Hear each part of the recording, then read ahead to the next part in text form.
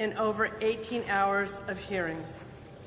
The bill clearly states that no regulation will move forward unless there is a tangible benefit to the California gas consumers and that the safety of our refinery workers and the public is paramount in any action taken by the state. I want to thank the Assembly Policy Chair, Assemblymember Petrie Norris, who worked hours to make sure we did this policy right, as well as my colleagues and co-joint authors, Assemblymember Hart and Senator Skinner, for all their work on this. We look forward to partnering with the administration to make absolutely sure that the regulatory process delivers the gas for consumers and holds the safety workers and public as a primary value. Thank you very much. I'd like to introduce our joint author is Senator Skinner.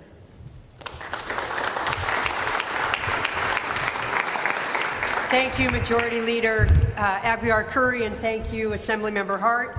I'm very proud to be here for the signing of a landmark law that is the first of its kind in the nation. AB X21, as my colleagues have so far mentioned, will avoid those days when we have seen the price of a gallon of gas in California spike by upwards to 50 and 75 cents, costing our households $10 or more each time they go to the pump.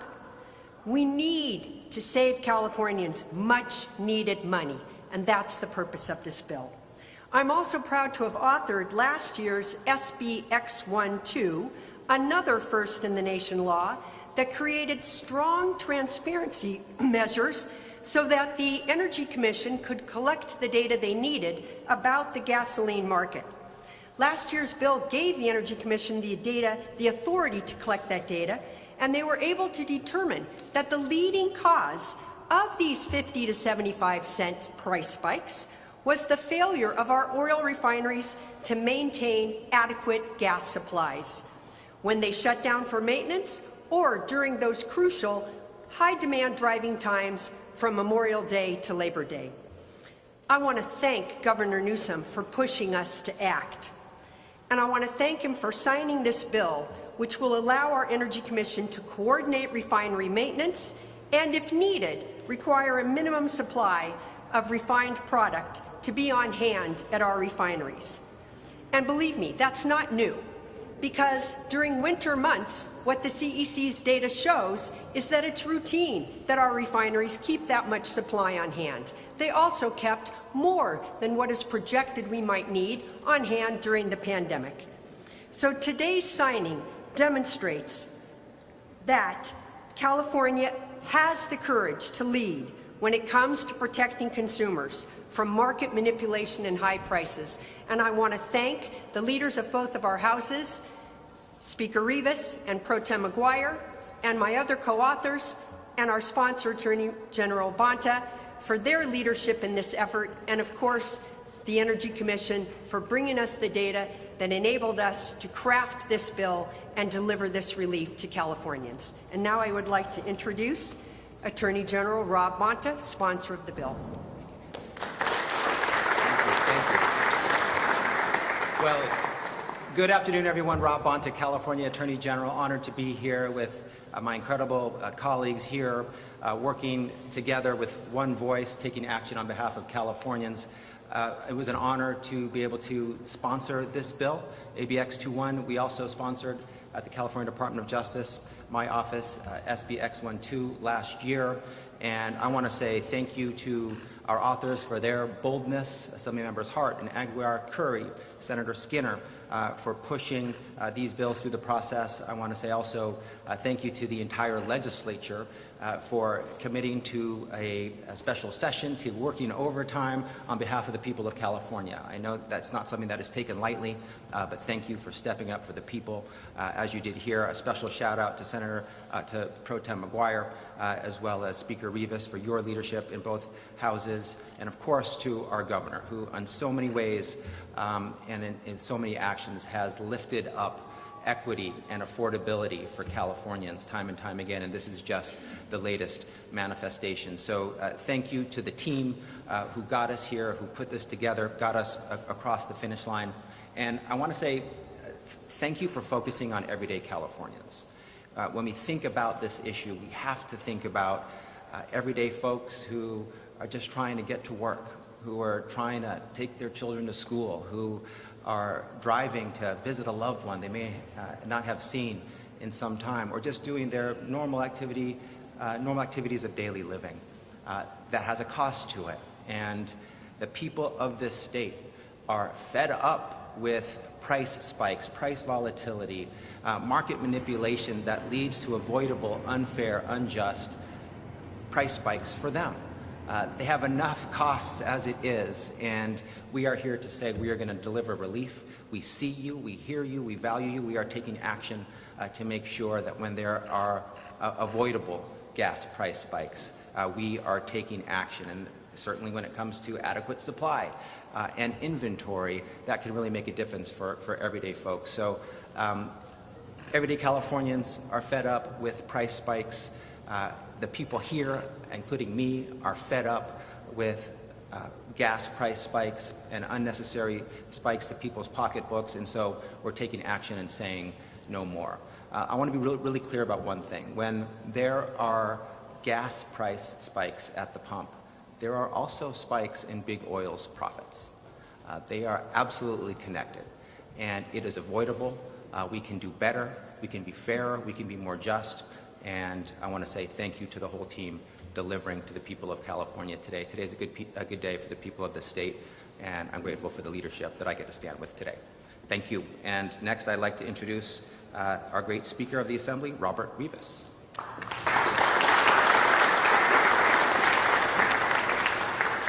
Well, thank you for joining us, and I know myself and my colleagues behind me, we're excited to get out of here. Our session ended on August 31st, and so this is, exciting day for us. But, when we began this special session, my Assembly colleagues and I, we felt very strongly about two goals. The first was taking the time to thoroughly vet legislation to get the policy right. Second was making sure that Californians, residents that we all represent, that they had a strong voice in this process. Having gavelled down and convened this special session on August 31st, I can say that we've achieved these two goals. Through this legislation, Assembly Bill X21, we will continue to hold oil companies accountable to further stabilize gas prices. As we know, past gas price spikes have cost Californians an estimated some $2 billion a year. And that, as we know, can't go on. This is why the Assembly and Senate heard more than 20 hours of testimony and some related discussion, and why we got extensive community and stakeholder input. And that process made this legislation stronger, as you've already heard. It includes robust protections for Californians and consumers. For our workers, their safety and involvement is now prioritized. Some communities will not be impacted by the development or construction of new refinery storage. We are holding big oil companies responsible to increase stability for prices at the pump. And that's what I expect, and I think that's what all Californians deserve. And I'm proud of the work we've done, and there's no shortage of individuals to recognize. All of my colleagues standing behind me, both in the Assembly and in the Senate, who worked very hard throughout this special session, and I want to personally thank all of them. I want to thank Assemblymember Greg Hart, our Majority Leader in the Assembly, Cecilia Aguiar-Curry, co-authors on this legislation for us in the Assembly. Greg and Cecilia scrutinized this new law, listened to legislators and to members of the public, to stakeholders, and they secured important protections for workers and for consumers. I want to thank our Special Session Committee Chair, Ms. Kati Petrie-Norris, who unfortunately is not here. She approached this work with seriousness, with rigor, to ensure that this new law achieves its intended outcomes. But that's not the last you'll hear from her. You'll continue to hear from her on this issue, in this policy, in this bill. To Pro Tem Mike McGuire, and our colleagues in the Senate, we worked very well together on this.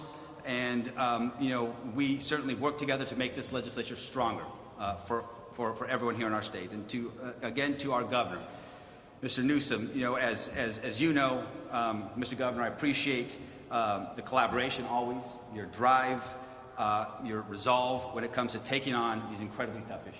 So thank you. And again, our work is not over. I look forward to being right back here in a few weeks with many of my colleagues standing behind me, where we look forward to ensure that we continue to prioritize addressing California's cost of living and improving the day-to-day quality of life for every resident of this state.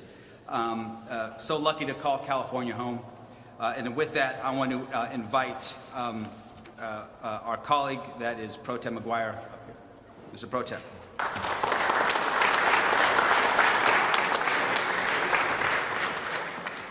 Well, good afternoon. Thank you all for being here. First and foremost, I want to say thank you so much to Speaker Rivas for his partnership, and just to say to the Speaker, truly appreciate you in our work together. I also want to acknowledge Assemblymember Hart. Thank you so much, Assemblymember. Of course, the Majority Leader, Abigail Curry, for your leadership. I'd like to acknowledge Senator Skinner as well for her work on this critical bill now and in all of the previous months. To the three of you, thank you. To all of our colleagues who are here today from the Assembly and Senate, we are grateful. As the Speaker and I were talking about again this morning, we're going to continue. We're going to continue to grind away to help lower the cost of living for folks in every corner of the Golden State. Whether the issue is fuel prices, energy bills, the cost of home insurance, know that it is top of mind for the two of us. It's top of mind for our colleagues who are gathered here and in the chambers, and of course to our governor, Governor Gavin Newsom. This is a top priority for him now and well into the future. Here's what we know about this bill. ABX 2-1 is all about lowering the cost of prices at the pump. Lowering gas prices here in California is never bad policy.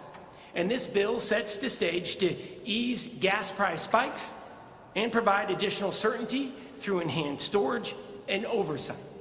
Californians, I firmly believe Californians are tired of the price spikes, and they're smart enough.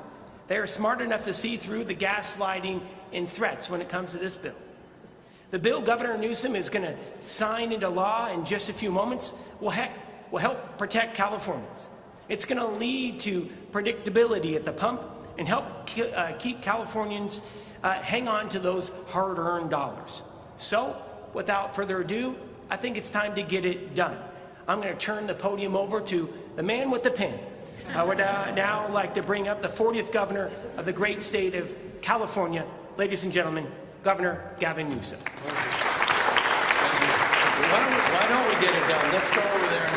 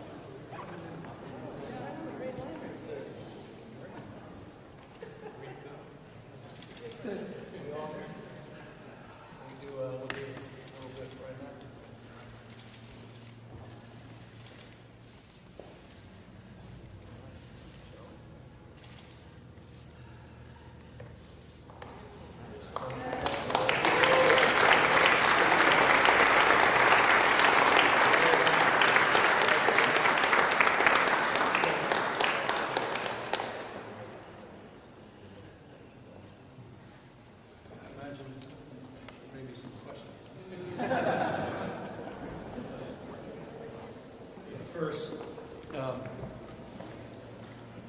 as we reassemble, let me just express my gratitude to everybody that is reassembling behind me, to everybody that assembled 45 or so days ago in this special session. We don't enter into special sessions lightly. I know how challenging these experiences are for all of us, but notably for those that are entrusted to advance that process. So let me start by expressing deep gratitude to the Pro Tem and the Speaker that have been extraordinary partners since they've ascended into their respective roles across a myriad of issues, but have been particularly supportive of the process that ultimately unfolded here. We can get consumed by the circulinear nature of that process unfolding, but there was no question in my mind, there was no doubt in my mind that we would be back here as we were a year or so ago in advancing the cause that we had advanced with the original special session. I made this point a year ago, I'll make it again today, and it's in the spirit of what the Pro Tem just said. Success as it relates to addressing the issue of prices in this state, gas prices in particular, is not a process or rather a destination itself, meaning there is no having made it. It's something that unfolds over the period of time. There's humility in that process. There's a deep understanding that this is not the final word as it relates to the issue of gas prices in the state of California, quite the contrary. But what we were able to do last year allowed us to see underneath the proverbial tent, to look in and rather insert a point of view, to truly understand and validate a point of view, and ultimately understand that one of the principal issues that was holding back our capacity to tame these price spikes was the issue around supply, issues around maintenance, issues around refineries. And we're here today because of the progress we made a year or so ago. And that progress continues now with the CEC. Remember, this bill basically now allows for a secondary process to unfold at the California Energy Commission to assess this market, to consider what those supply demands are, to consider all the health and human service issues that were brought up during these 20 hours of testimony, to bring up worker safety issues, to bring up the concerns that were expressed around costs, indirect or direct, to expose a lot of the mistruths and manipulation on the other side, particularly WISPA and their talking points, and big oil that knowingly continues to lie to the people of this state, our nation, for that matter, around the world. They are the polluted heart of this climate crisis. They continue to lie, and they continue to manipulate, and they're taking advantage of you. And this should be universal. Universal. 37 million gallons a day are purchased in the state of California, and they have been raking in unprecedented profits because they can, because they take advantage of you.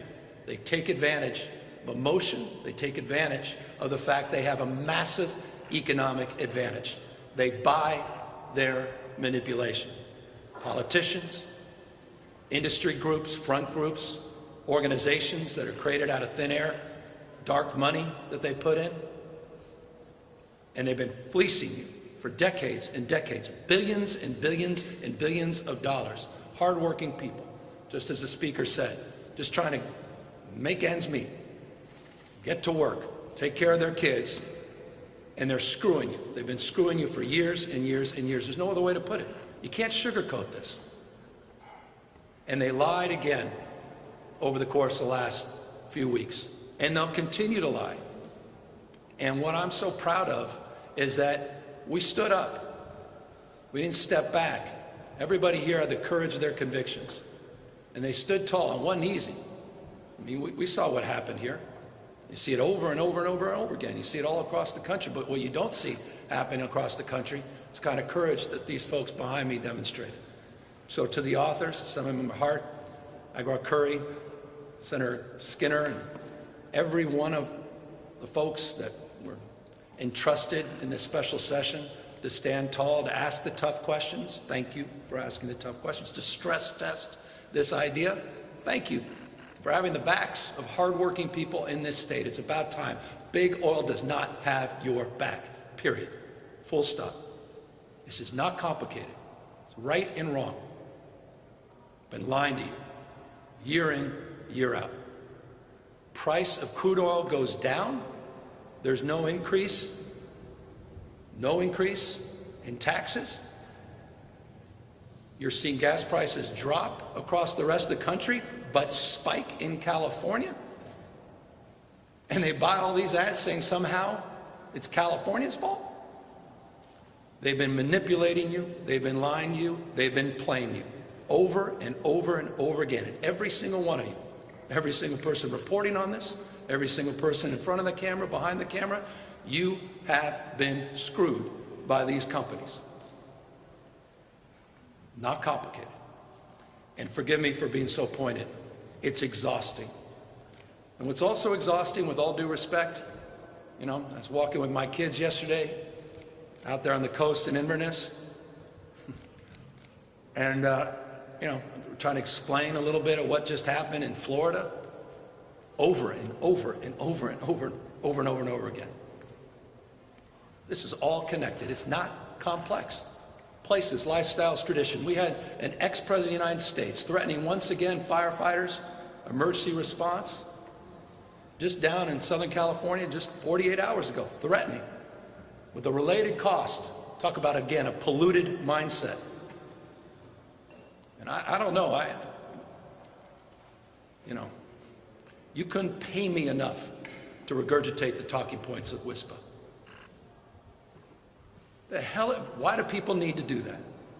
Don't they care about their kids and grandkids, their future? Places, lifestyles, tradition. Ask the folks in Grizzly Flats, in Greenville, California. I don't have to remind you of Paradise, California. Unprecedented heat waves every single damn year. Wake up. Talk about costs. They don't pay a damn penny as they socialize that pollution and that burden on generations. I think that former same president wanted $1 billion. That's all we need. Just $1 billion. He'll roll back all these regulations. That's how corrupt our system has become. And again, why I'm so damn proud of the folks in this rotunda, in this room right now. So to every single one of you, I know this wasn't easy. I know it was I can only imagine the stuff you said behind my back. But I honestly think this is a point of pride, and it's a point of privilege that we had this opportunity, and we stood up. Let's not overstate this. Let's not overpromise here. Again, process that unfolds over time. But it's about time. It's about time we stood up. And I'll close on this. This is the 4th largest market in the world. This is a big damn deal. We're not some small isolated state. 4th largest market in the world, right behind the United States, China, and Brazil. This is a big deal. And as was stated before, this is, I think Senator Skinner said it, a model for the nation. And I'll just close on that in the spirit of, the Greeks. We do not imitate. We're proud, for we are a model to others. With that, we're here to answer any questions. Thank you all. Thank you, guys. Governor, good afternoon. It's Eitan Wallace here with 8 Nexstar stations across California. First of all, thank you to those who are here, who have shared their perspectives with us at the news business over the last few weeks. We appreciate you sharing that with me on camera. I really do appreciate some of you, so thank you. Speaking of those here, I see folks representing everywhere from Winters, San Diego, everywhere north, and we have heard it. We have heard some of the criticism here. Just bear with me for a moment, then I'll get your response. Everybody from Chevron to even some fellow Democrats to the governors of Nevada and Arizona who are concerned that this will actually increase prices. So the reason I started by asking about folks in Winters and the folks in Berkeley and wherever else, can you guarantee to them, unlike what we've heard from the governors of Arizona and Nevada and some in the oil industry, that this will lower their gas prices? Well, let me correct in respect. I know you're referring to a letter that we received from the governors of Nevada and Arizona. I just want to follow up that we've had follow-up conversations with both those governors and their administrations. They expressed only concerns, and understandably so, because the impacts on those gas price spikes here in California impact their taxpayers directly. I'll remind you, just 2 years ago, it was $2.61 above the national average. Last year, it was $2.55 above the national average. At a time when global crude prices had stabilized or declined, we saw a spike increase of $2.61.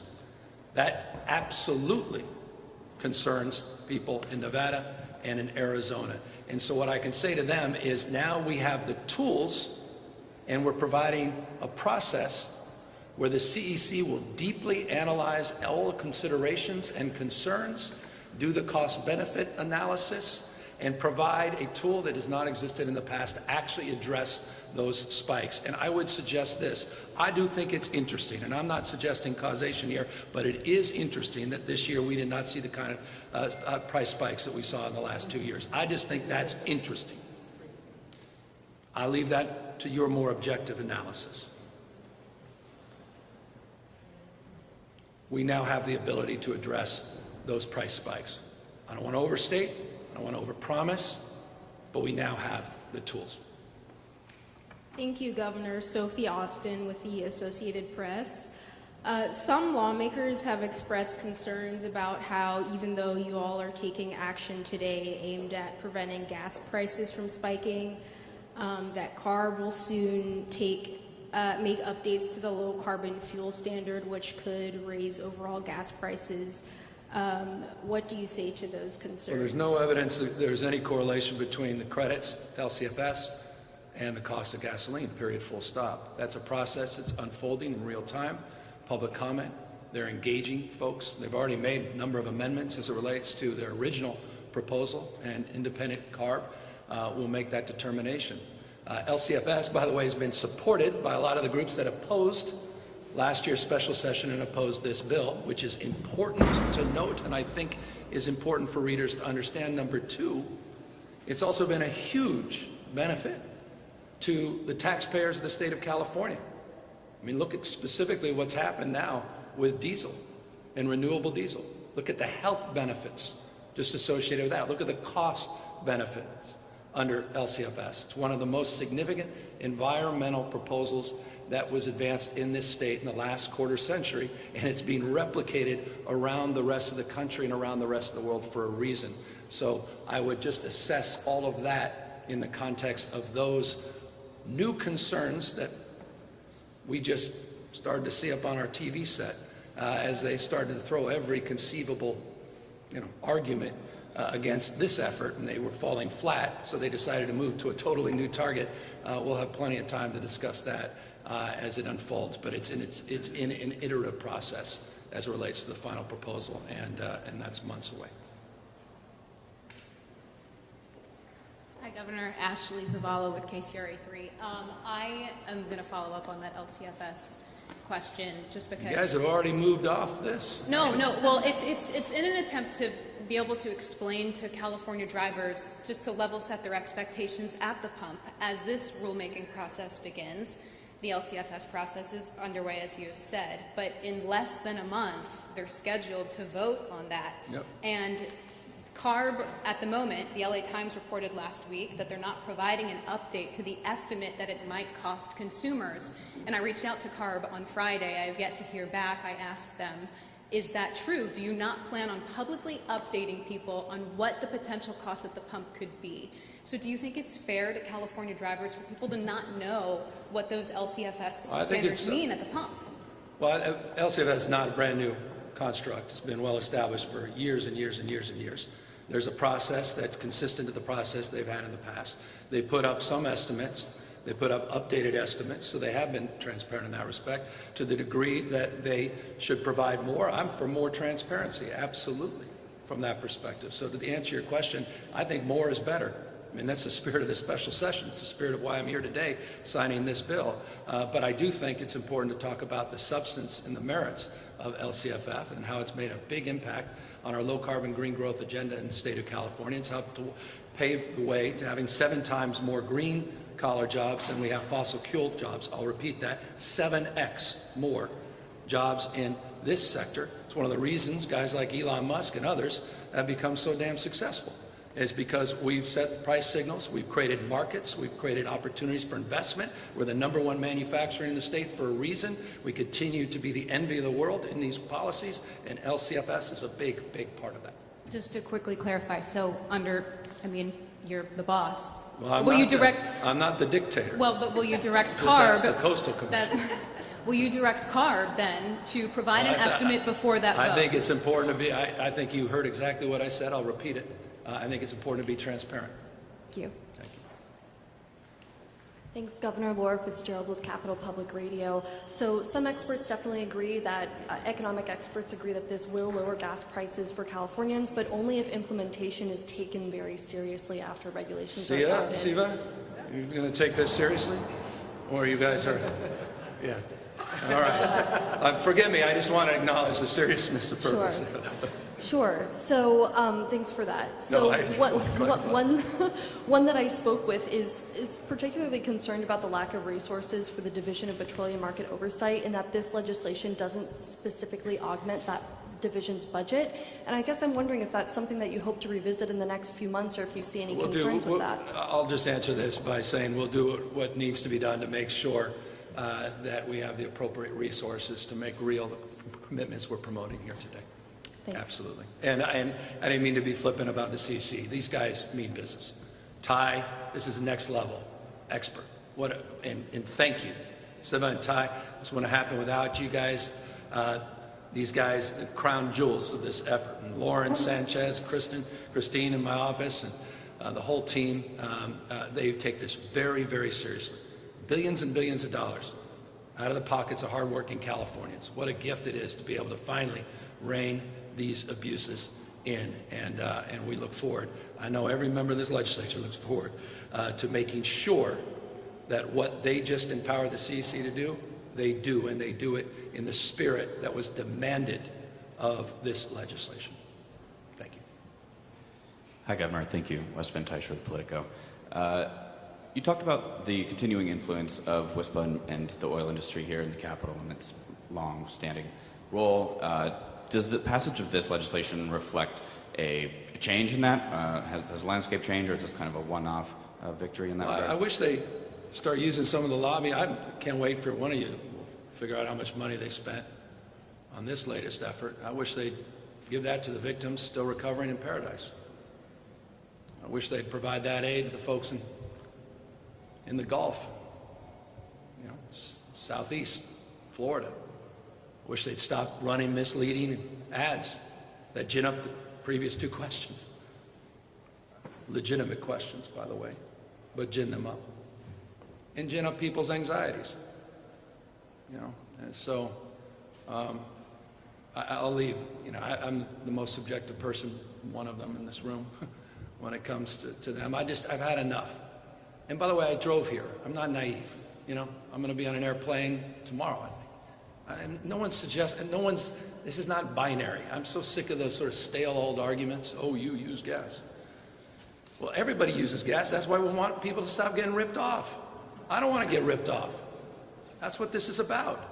You shouldn't want to get ripped off. Your editors shouldn't want to get ripped off. So, look, I wish they would just start playing by the rules. And you got an attorney general here that knows better than anybody. They haven't been.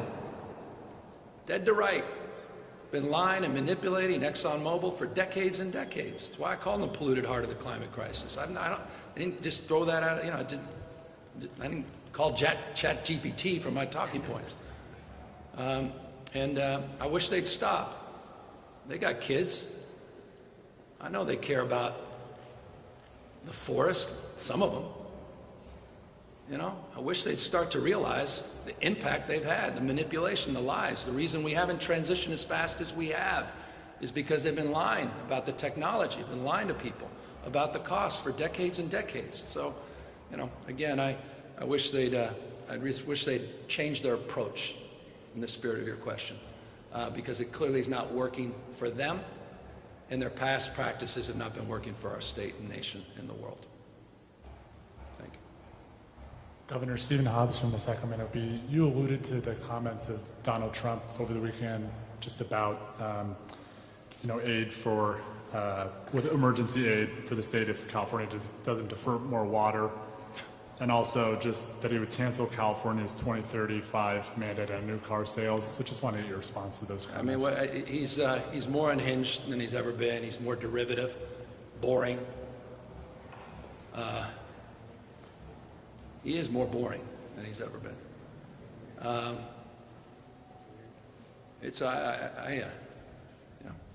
don't know what more to say. And he's more un-American than any nominee for president in my lifetime.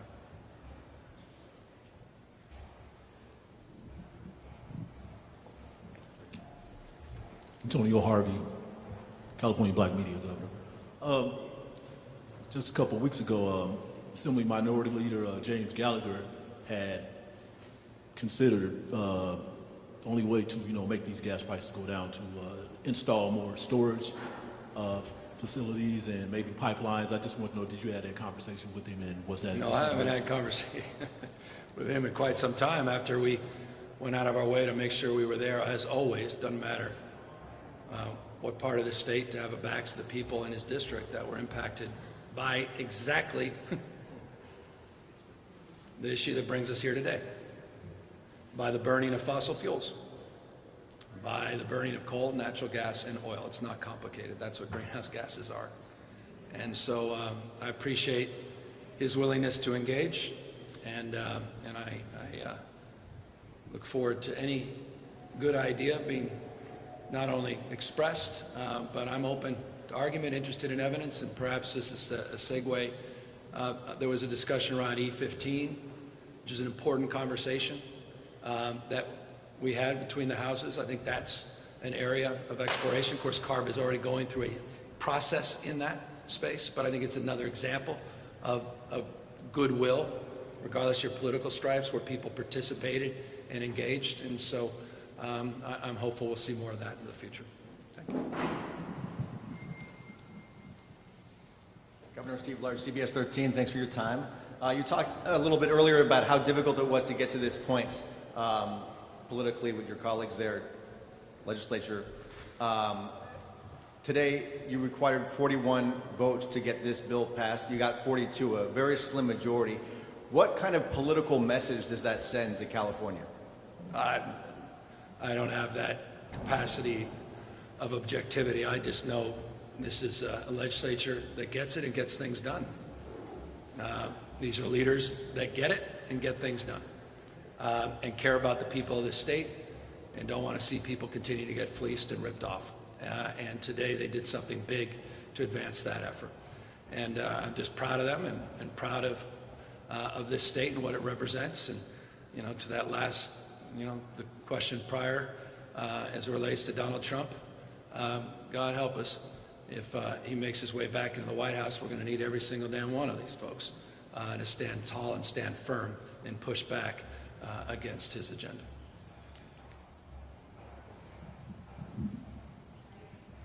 Hi, Governor. Daniela Pardo with Spectrum News. As you know, the #1 concern for voters is the cost of living, everything being so expensive. And so this legislature had the opportunity to listen to other proposals that would provide immediate relief to drivers, such as suspending the gas tax or exempting transportation fuels from the cap-and-trade program. You know the rest. But they only passed your proposal. So what is your message to California drivers that won't see relief for a while because Democrats blocked other efforts? This was a profound and consequential effort to reduce the costs for working people in the state of California, and we just succeeded in advancing that effort.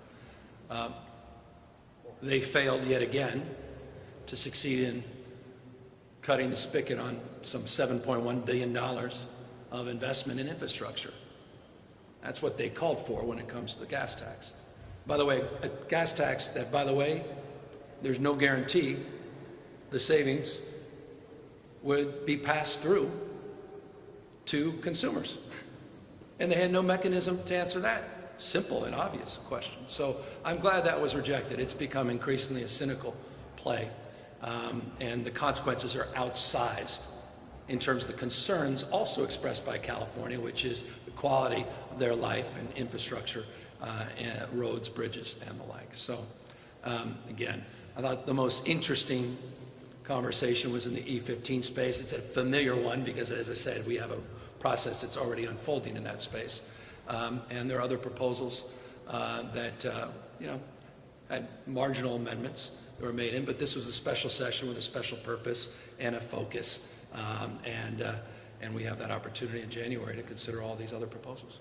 Okay, just a quick follow-up, because you said it's not the end-all be-all, but again, for drivers that want relief now, what do you tell those people that are hurting? Well, I think we tell them that we mean business. California is trying to tame this beast, and the burden this beast has placed upon 40 million Californians, and we were successful to do so as it relates to the price gouging we've seen and experienced in this state. It's demonstrable. It's not asserted. It's realized every time you go to the pump. Again, gas prices going down in other parts of the country, going up here, and there was no legislative action that was taken to increase the costs of gasoline. That's a manipulation, and that's what we're trying to expose, and that's what we're trying to address in this legislation as it relates to cost of living. I could give you a myriad of things this legislature just did on healthcare, education, and the environment, ignorance, poverty, and disease across the spectrum. I can give you chapter and verse on what we're doing, creating our own brand of naloxone, creating our own brand of insulin, not subsidizing costs, fundamentally lowering costs. I can talk about all the subsidies we're providing in a myriad of areas, not least of which child tax credit, the earned income tax credit, the work we're doing to subsidize the cost of health care, the work we're doing to set new price signals and targets to the Office of Healthcare Affordability. I literally can spend another 25 minutes, give me a subject matter, as it relates to the issues of cost of living, and I'm proud of every single one of these folks for being a big part of that. Thank you.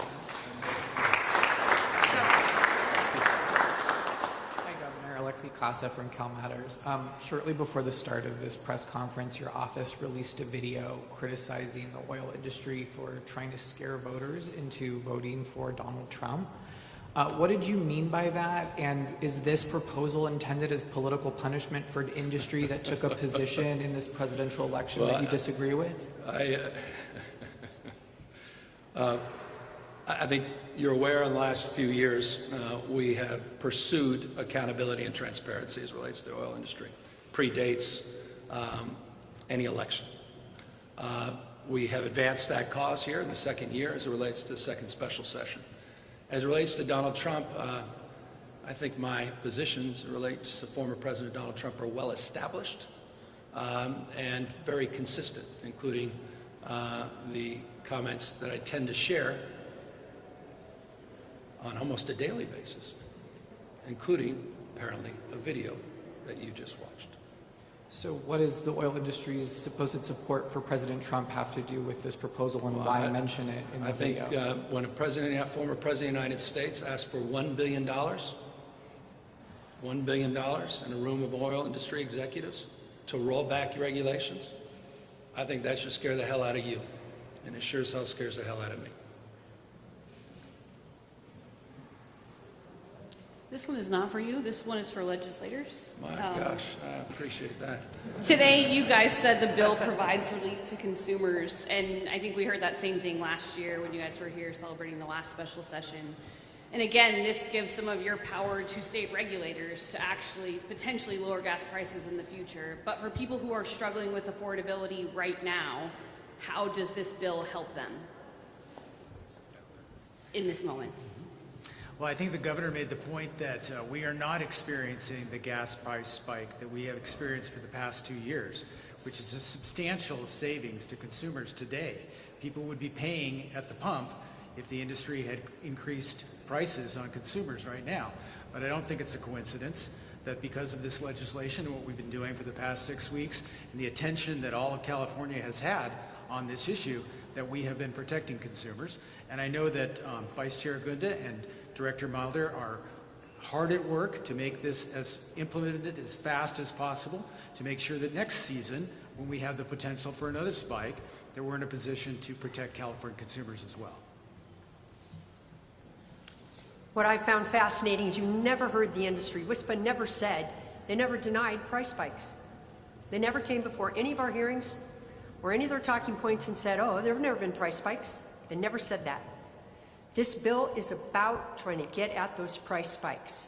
Fortunately, maybe our bully pulpit and the fact that we first had a transparency law, the first law that Governor Newsom brought to us in that special session of a year ago, maybe getting that data, and with the good commission and the division's work, getting that data that showed that it was some of their manipulations, either by having all their refineries do their maintenance at the same time in the midst of when we drove the most, or just not keeping the same supply in the summer as they do in the winter, because the data shows they keep a large amount of supply in the winter. You know, maybe that, even though they wouldn't talk about it, kind of, you know, made them change their talking points a bit. So instead, what they were saying is, oh, well, this measure might cause the prices to go up because you might have to build more supply. Well, you notice the bill says that we will maximize existing supply, and the data shows that they have the supply because in the winter, they keep that level of refined gasoline on hand. So, anyway, we'll see what happens. This one is for you. Your own administration, Governor, has said that this bill could increase costs at the pump, although it's unclear how much that would be, and it's one of the considerations for future implementation. In an election year, does this help or hurt Democratic lawmakers in swing districts? And does this help or hurt Harris in swing states? Yeah, I appreciate the question. I'm just not a political pundit. And I think politicians make suboptimal political pundits. You know, I'm out there making a case for common sense and a new approach, and I'll just leave it at that. So in an election year, you don't have any thoughts on whether this helps Democratic legislators or Kamala Harris either? I think it helps millions and millions of hardworking folks that, regardless of their political, it's not about politics. I mean, this is literally about you and me. It's about everybody. I don't like bullies, Trump, and I don't like people screwing other people, taking advantage of them. I don't. That's my why. Why did I do this is why I'm here. I care deeply about the folks in red rural California as much as I do with folks in blue California. I'm not wired like some of these other people. Talking down to people, talking past people. Some of the biggest beneficiaries of this are Trump supporters. I'm not naive about that, and that's great. I care about people. That's what this is about. So honestly, with respect, I appreciate the political question, but that's not what this was ever about. It wasn't about that a year ago. It wasn't about that a few months ago when we initiated this process. It's about you and me. It's about everybody. And it's about holding, you know, unaccountable folks to a little bit of account. That's it. It's not even complicated. It's about right and wrong. It's not politics. Is there more you could be doing to help those very people you talk about deal with gas prices right now, even though we don't have spikes that people are struggling to afford? Well, I think you heard outstanding response from the Assembly member and the senator. They said it. I mean, you know, you're all watching LA Times. The Dodgers struggling a little bit at the moment. This moment, I haven't checked in the last 10 the way they're playing. But you've heard me say this before, but it's the vernacular of the season. You know, in this business, unlike baseball, you don't get credit for saves. And what I mean by that is the point they were making was the fact we haven't seen the price spikes that we've saw the last few years. And I think right now, to your question, we've seen the benefits of this. And there are hundreds and hundreds of millions of dollars that would have otherwise been extracted in the similar manner that it had previously been extracted in 22 and 23 had we not initiated this process. So I think in every respect, we have actually addressed the concern that you have expressed about, well, we want to address the pocketbook question now. I think we have been doing that. Good afternoon, Alicia Bishada with ABC 10. Governor, you answered my next question a little bit, but talk to me a little bit about the timeline and how soon that consumers might expect to see this legislation make a difference, even if we aren't, say, dealing with the price spikes that we might have seen at other points, if there is an anticipation for something coming up soon where we might be able to see this part of the legislation at play. In the spirit of the prior question, as it relates to the seriousness of purpose that we place on the CEC and their rulemaking process, and as they move to do the analysis that was discussed briefly, not only your frame of questions, but in the responses to those questions. We hope by next summer, as it relates to where we start to see these sort of traditional annual spikes, that this legislation will be in effect and impacting those prices in a very, very positive way. Thank you. And meanwhile, though, keeping a lid on all this all throughout. More information, more transparency. By the way, and forgive me, I love WISPA out there. asserting facts that are not in evidence. They don't even have the basic facts that the state of California has, which is just interesting in and of itself. I hope you all stress test that as it relates to some of their talking points. Good afternoon, Governor. Thank you for taking all of our questions. Travis Gilmore with the Epoch Times. There was bipartisan concern expressed during the special session about the role that regulations do have on the price of gas. Do you share those concerns? And can we quantify how much in this $4.68 is regulation-based? Well, I think it's a good question, and I've been pretty honest about, well, not pretty honest about this. I've been very supportive of being as transparent as possible with the taxpayers on what the LCFS may contribute, may not, what the cap and trade program may or may not contribute, what the California regulatory environment that goes back to 1967, a guy named Ronald Reagan, who I think right here, quite literally, talk about proximate, a few feet from me, was sworn in under the stars of, well, there was a, anyway, that's Nancy Reagan. That's another conversation. The time that he got sworn in. But in the spirit of Reagan, that created, our tailpipe emission standards and the codification under the Nixon administration in '70, under the Clean Air Act, California has established these rules to address the unique challenges, including the questions around this winter blend. Different people can disagree, but you're anywhere from $1, $1.30 of this I can understand and I can point to. When you start getting above that, that's the mystery. That's the spike. That's the concern. When you're 261, doesn't make any sense. 225 doesn't make any sense. You're around $1, that's in the margin of making some sense based upon California's unique status as it relates to what we've done on the gas tax. Of course, everyone's got one. And these other things. Now, I know folks behind me say it's a lot lower than that. I think Jamie's like, it's not even close to $1. How can the governor say that? But I'm just giving you an approximate, of the different numbers that we see and assess that go back and forth. You're roughly within that bandwidth. Is that right, sir? That's my expert. Thank you. Thank you. And none of that's been increased lately. So, with the exception of the annual, which happens again under the CPI every year, under the gas tax. So, which is marginal compared to these spikes. Look, thank you all very much for being here. Thank you for indulging us. Thank you for being back here. And to the extent we have to keep coming back, we'll keep coming back until we tame these abuses. But again, nothing satisfies me more than being able to again express publicly my gratitude to each and every one of you for a job well done. Thank you, all of you, for getting this done.